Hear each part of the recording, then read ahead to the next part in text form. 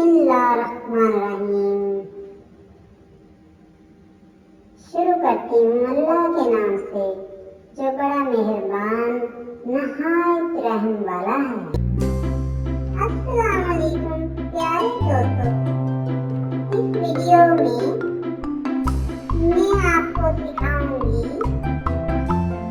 हरूफ तहजी उर्दू के अल्फाज। आइए शुरू करते हैं। अलिफ अलिफ मद हा बे पे ते के से जिम चे हे खे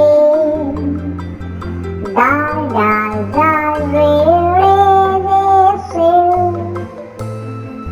सीन शीन स्वाद स्वाद तोइन ज़ाइन आइन वाइन फे काफ काफ गाफ लाम मीम नून नून गुन्ना वाव।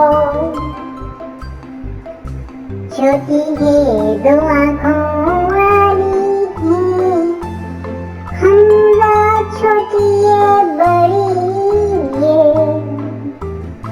प्यारे दोस्तों, हमेशा पौधे परफेक्ट के साथ जुड़े रहने के लिए हमारा चैनल सब्सक्राइब करें और साथ ही बेल आइकॉन दबाकर ऑल करना मत भूलिए।